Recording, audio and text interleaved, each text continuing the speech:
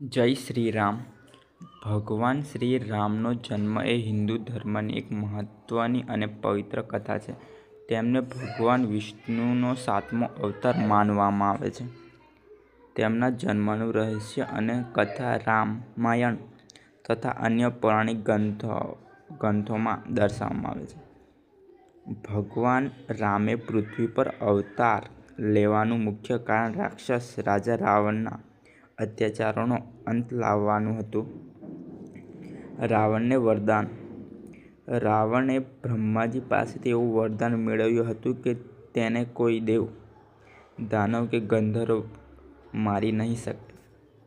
તેણે મનુષ્યોને નબળા ગણીને તેમની તરફથી અભયનું વરદાન માંગ્યું નહોતું. ધર્મની સ્થાપના. જ્યારે પૃથ્વી પર અધર્મ અને પાપ વધી ગયા ત્યારે ઋષિ મુનિઓ અને દેવતાઓએ ભગવાન વિષ્ણુને પ્રાર્થના કરી. વિષ્ણુ ભગવાને વચન આપ્યું કે તેઓ મનુષ્ય રૂપે અવતાર લેશે અને રાવણનો વધ કરીને ધર્મની ફરી સ્થાપના કરશે. મર્યાદા પુરુષોત્તમ. ભગવાન રામે એક સામાન્ય મનુષ્ય તરીકે જન્મ લઈને લોકોને ધર્મ, નીતિ, નિયમો, મર્યાદાનું પાલન અને પારિવારિક જવાબદારીઓ કેવી રીતે નિભાવવી એ શીખવે છે. આથી જ તેઓ મર્યાદા પુરુષોત્તમ રામ તરીકે ઓળખાય છે.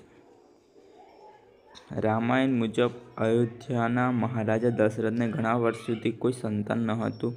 તેઓ આ વાતથી ખૂબ જ દુઃખી અને ચિંતિત રહેતા હતા. રાજા દશરથનું કુળગુરુ મહર્ષિ વશિષ્ઠની સલાહથી રાજાએ પુત્રી પ્રાપ્તિ માટે ઋષિ શૃંગી દ્વારા એક મહાન યજ્ઞ કર્યું. ખીરનો પ્રસાદ. યજ્ઞ પૂર્ણ થયા પછી સ્વયં અગ્નિદેવ પ્રગટ થયા અને તેમણે એક કટોરામાં ખીર ભરેલો રાજા દશરથને આપ્યો. રાણીઓનો પ્રસાદ. રાજા દશરથે આ ખીર તેમની ત્રણેય રાણીઓ કૌશલ્યા, કૈકેયી અને સુમિત્રાને વહેંચી આપી. એક વર્ષ બાદ પુત્ર ચૈત્ર સુદ નોમની તિથિએ બપોરે 12 વાગ્યે શુભ મુહૂર્તમાં રાણી કૌશલ્યાના ગર્ભે ભગવાન શ્રી રામનો જન્મ થયો.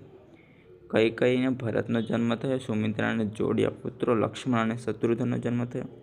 આમ ભગવાન રામનો જન્મ માત્ર એક રાજકુમાર તરીકે નહીં પરંતુ પૃથ્વી પરનો અધર્મનો નાશ કરવા અને મનુષ્યોને ધર્મમય જીવન જીવવાનો માર્ગ બતાવવા માટે થયો હતો.